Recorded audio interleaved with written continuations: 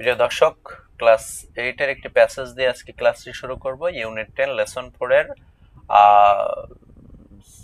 Summer story এটা দিয়ে। তো প্রথমে কিছু ওয়ার্ড মিনিং রয়েছে, ওয়ার্ড মিনিং গুলো আমরা বোঝার চেষ্টা করি। সাইন মানে চিহ্ন, হাউজহোল্ড মানে অগভীর বা যেখানে পানি জমে থাকে আর কি। স্কার্টস মানে দুর্লভ, বারেন মানে হচ্ছে উর্বর, সিস্টান মানে জলাধার, হোর্সটপ মানে হোর্সটপ মানে হচ্ছে ঘোড়ার যেখানে খাদ্য খাবার খায় আর কি। পুশকার্ট মানে ঠেলা গাড়ি, ডার্ডারিং মানে জরাগ্রস্ত বা যে বিদ্ধ হয়েছে এমন, রেভারবেড মানে নদীর গর্ভ, ব্রিম মানে হচ্ছে কোনো প্রান্ত, আর স্লিপ আউট মানে হাত থেকে ফসকে বেরিয়ে যাওয়া, স্লাইড ইন মানে গড়িয়ে বা পতিত হওয়া, প্যান্ট মানে হাঁপানো, সোয়াট মানে ঘাম বা ঘেমে ওঠা, স্লিপ অ্যাওয়ে সরে যাওয়া বা আলগাম ভাবে মুক্ত হওয়া, প্লপ মানে টুপ করে পড়া, ক্লেটার আর ক্যাটার মানে ঝনঝন শব্দ হওয়া, আর হেইটার আর স্ক্লেটার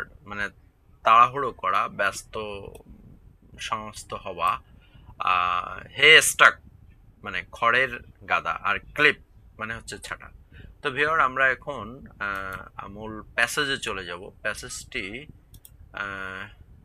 যে ওয়ার্ড মিনিং গুলো ছিল আমরা অলরেডি সেগুলো পড়ে ফেলেছি। জুলাই, জুলাইয়ে বাট দেয়ার ওয়াজ, এই দেয়ার মানে কিন্তু আছে বা ছিল। But there but there was still no sign of rain, বৃষ্টির কোনো চিহ্ন ছিল না।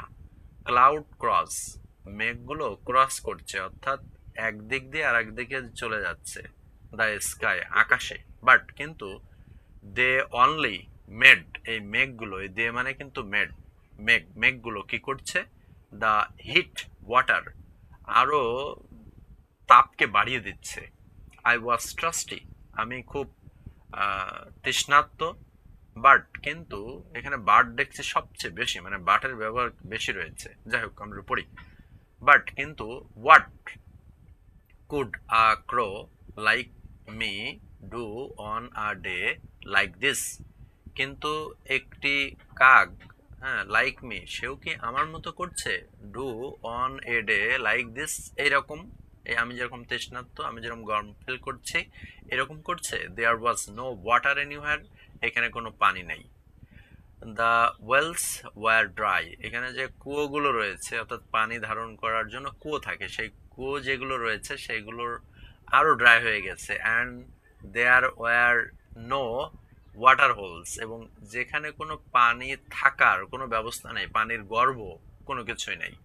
I could have to fly Miles, আমাকে, এই কুড হ্যাভ মানে পাস্ট টেন্স হয়ে গেছে, মানে আমাকে আরো মাইলের পর মাইল উড়ে যেতে হতো, টু রিচ পৌঁছাতে, এনিহোয়ার যে কোনো জায়গায়, ইন দিস হিট এই গরমে, মানে এই গরমে আমাকে আরো মাইলের পর মাইল হেঁটে যেতে হবে বা হতো আর কি ওই সময়। আনলেস যে পর্যন্ত না, I get to a town, আমি একটি টাউন খুঁজে পাই। ক্রোস নো দ্যাট, ক্রোগুলো জানে, অর্থাৎ ক্রো মানে কাক, কাকগুলো জানে যে ইন টাইমস লাইক দিস, ঠিক এইরকম টাইমে কি করতে হয়। টু গো যেতে হবে, হোয়ার যেখানে, man men men live is best, অর্থাৎ মানুষরা যেখানে বাস করে তাদেরকে সেখানে উড়ে যেতে হবে। কেন উড়ে যেতে হবে একটু দেখি। দে পুট থিংস, কারণ মানুষরা তারা জিনিসপত্র রাখে। বাই হোয়েন যখন, থিংস আর প্লেন্টি প্রচুর, ফর দেস মানে যেগুলোর দামি থাকে আর কি, ফর দেস ওয়ার যেখানে, দে ওয়ার স্কার্টস মানে যে জিনিসগুলো দুর্লভ, অর্থাৎ মানুষ যে জিনিসগুলো দুর্লভ সেই মানুষগুলো, সেই জিনিসগুলো মানুষ সেরে রাখে বা একটু সংরক্ষণ করে রাখে। সো আই ফ্লেউ টুয়ার্ডস, আমি সেই দিকেই যাচ্ছি, দ্য নিয়ারেস্ট টাউন ওভার, ওই টাউনের উপর দিয়ে, ড্রাই অ্যান্ড বারেন ল্যান্ড, একটা শুষ্ক এবং অনুর্বর ভূমির উপর দিয়ে। হোয়েন আই রিচ দেয়ার, আমি যখন সেখানে পৌঁছলাম, ইট ওয়াজ নুন, তখন সেটা নুন হয়ে গেছে, অর্থাৎ দুপুর হয়ে গেছে। দ্য স্টেটস ওয়ার এমটি, রাস্তাগুলো কিন্তু তখন ফাঁকা ফাঁকা হয়ে গেছে, শূন্য, এমটি মানে শূন্য বা ফাঁকা। দ্য ডোরস ওয়ার বারেন্ড, দোরগুলোও কিন্তু এরকম বন্ধ। The cisterns and the hot stops were dry, এখানে যে খানাখন্দ আছে বা ঘোড়ার যে খাবার রাখার যে জায়গাগুলো আছে, জলাশয়, সেগুলোও কিন্তু ড্রাই হয়ে গেছে। দেয়ার ওয়াজ নো ওয়াটার এনিওয়্যার, সেখানে কোথাও পানি নাই, এক্সেপ্ট ইন এ স্মল বোতল, কিন্তু ছাড়া, হ্যাঁ, কি ছাড়া, ইন স্মল বোতল on a pushcart at the street corner. তার মানে স্ট্রিট কর্নারের পাশে একটা জিনিস রয়েছে, সেটা হচ্ছে একটা বোতল, এই যে স্মল বোতল, ছোট একটি বোতল রয়েছে, সেই বোতলে কিছু পানি রয়েছে। আই থ্যাঙ্কড হ্যাভেন, আমি ঈশ্বরকে ধন্যবাদ দিলাম, সৃষ্টিকর্তাকে ধন্যবাদ যাপন করেছিলাম ফর দ্যাট, এই বিষয়টির জন্য। But I had thank too early, কিন্তু আমি আগে ভাগেই তো ধন্যবাদ যাপন করে ফেলেছি, তাই না, ফেলেছিলাম। How was I going to get, মানে আমি যাচ্ছি টু গেট, পেতে, the water in the bottle, unless, যে পর্যন্ত না, I could get my beak in, এই বেক মানে হচ্ছে ঠোঁট, আমার ঠোঁট যে পর্যন্ত না পৌঁছায়, তার আগে তো আমি ঈশ্বরকে ধন্যবাদ দিয়েছি। এবং কিভাবে আমি সেখানে পৌঁছাবো, হ্যাঁ, সেই বোতলের মধ্যে, হুম, যে পর্যন্ত না আমার ওই মুখটি বা অর্থাৎ ঠোঁটটি সেখানে যায়।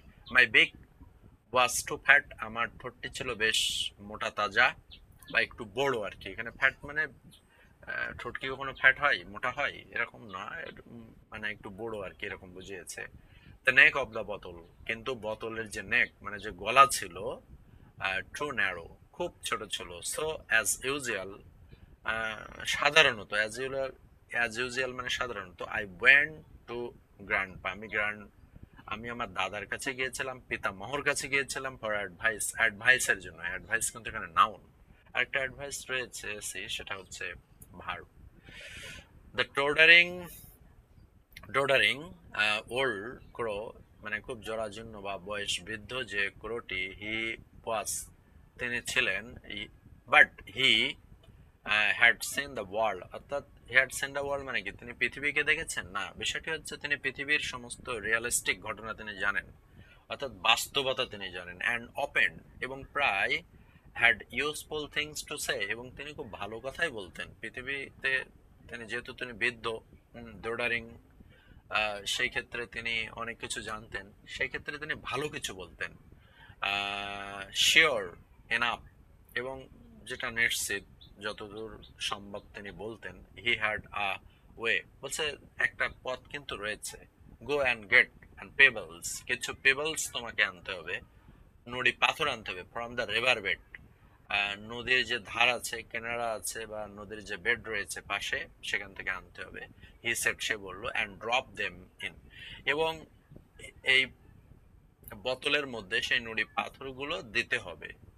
হোয়েন দে ফিল দ্য বোতল, যখন তুমি এগুলো বোতলের মধ্যে ফিল করবে, ভর্তি করবে, the water will come up, পানি উপরে চলে আসবে। The brim of pebbles and water can not in the same place, বলছে ব্রিম অফ দ্য পেবলস, যখন কানায় কানায় ভরে যাবে, water can not be in the same place, water কিন্তু এক জায়গায় থাকে না, অর্থাৎ পানি কিন্তু এক জায়গায় থাকবে না। This had this had learn from his old man, এবং এটা কিন্তু তার পূর্বপুরুষের কাছ থেকে তিনি শিখেছিলেন। তার নাম কি, and his old man had learn, এটা কিন্তু শিখেছিল। সে বলছে তার ওল্ড ম্যান, অর্থাৎ তিনি একজনের কাছ থেকে শিখেছিলেন, তিনি আরো আরেকজনের কাছ থেকে শিখেছিলেন, তাই না। এটা ইট ফ্রম, কার কাছ থেকে শিখেছিলেন, and old Greek crow call, আর আর্কোমেডিস এর কাছ থেকে শিখেছিলেন, একটা ক্রো, তার নাম ছিল আর্কোমেডিস, তার কাছ থেকে শিখেছিলেন। তো যাই হোক, দ্যাট ওয়াজ গ্রেট, এটা চমৎকার। I didn't even wait to thank him, আমি তাকে আর ধন্যবাদ না জানিয়ে থাকতে পারলাম না, মানে অপেক্ষা করতে পারলাম না। Off and sorry, I went to the river bed, আমি রিভার বেডে চলে গেলাম, নদীর পাশে চলে গেলাম, হায়ার, যেখানে the pebbles there were in all shapes and sizes, সেখানে বিভিন্ন ধরনের সাইজে ছিল এবং বিভিন্ন ধরনের আকারে ছিল। দ্য পেবলস আর ট্রিকি, এই পেবলস গুলো খুব ট্রিকি ছিল, অর্থাৎ খুব ধরাটা বেশ শক্ত ছিল। পিছলে যাচ্ছিল, সরে যাচ্ছিল।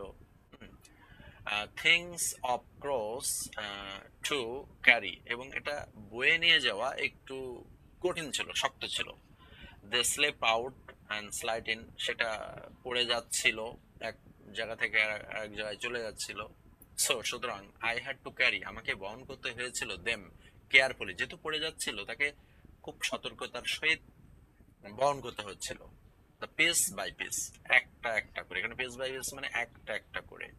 One a day like this, এরকম একটি দিনে, it was not easy to do, এমন করাটা বেশ খুব সোজা নয়, কঠিন ছিল আর কি। আই প্যান্ট, আমি ঘামছিলাম, অ্যান্ড সোয়াট, আমি ও সরি, আই প্যান্ট মানে আমি হাঁপাচ্ছিলাম, অ্যান্ড সোয়াট, আমি ঘামছিলাম, and the colour of my veins started to run, এবং যে আমার যে পাখা, অর্থাৎ কাক বলছে, আমার যে কালো যে পাখা, এটা একটি ভিন্ন রঙে চলে যাচ্ছিল। And I grow thirstier each time, এবং আমি প্রত্যেকবারই আরো বেশি যেন তৃষ্ণার্ত হয়ে পড়ছিলাম। So on my last flight, এবং মনে হচ্ছিল এটাই আমার শেষ যাত্রা, মানে শেষ উড়ে গিয়ে একটি পিবল আমি নিয়ে যাচ্ছি, মনে হচ্ছিল এটাই আমার শেষ যাত্রা।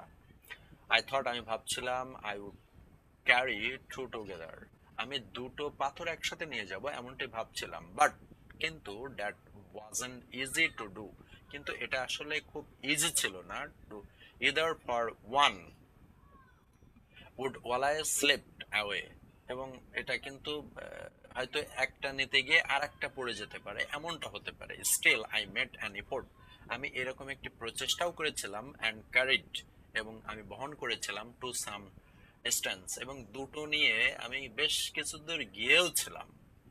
But as luck would have it, the plopped went, কিন্তু এর এমন একটি ভাগ্য ঘটে গেল, সেই ভাগ্যটা হচ্ছে প্লপ, পড়ে গেল, went one one on, one one, উচ্চারণটা দেখুন, ওয়ান অন, অর্থাৎ একটি, অন মানে পতিত হলো, কিসের উপরে পতিত হলো? The glass of roof of the grain house, grain house যে ছাওয়া ছিল, সেই তার উপরে একটি পড়ে গেল।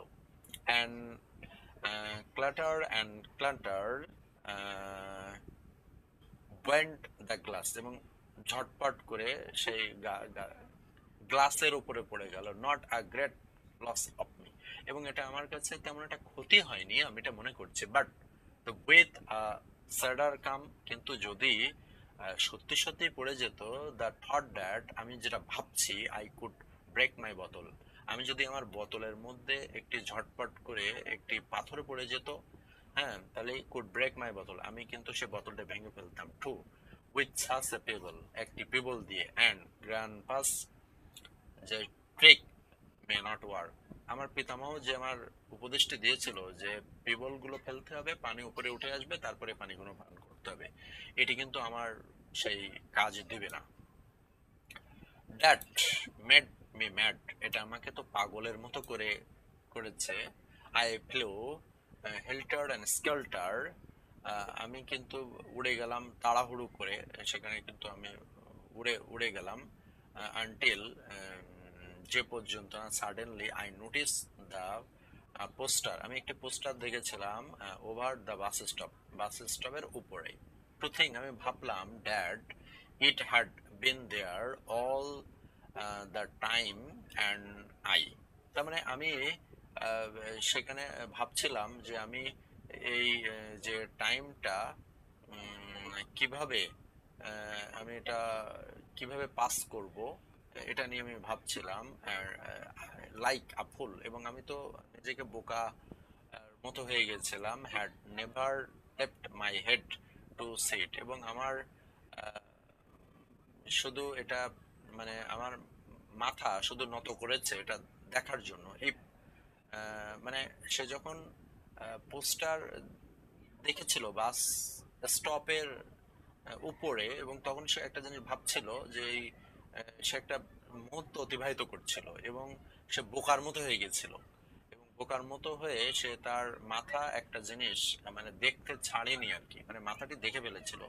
সে চোখ দিয়ে দেখে ফেলেছিল। If men can drink enough straw, ও যে মানুষ তো সে একটি স্ট্র মানে খড়ের খড় দিয়ে সে ড্রিঙ্ক করতে পারছে, দেন সো ক্যান ক্রস, কিন্তু একটা কাক কেন পারবে না? ইফ দে আর ক্লেভার, তারা যদি তারা বুদ্ধিমান হয়। Stars were plenty in the stocks, এখানে তো প্রচুর পরিমাণ সেই খড়ের গাদা রয়েছে। আই ড্র ফিউ আউট, আমি একটি সেখান থেকে খুঁজে বের করলাম। ক্লিপ অ্যান্ড ক্লিন দেম, সেগুলো আমি পরিষ্কার এবং ছাটকাট করলাম। And use them the way man do, এবং একটি মানুষ যেভাবে খায় আমি ঠিক সেভাবে শুরু করলাম।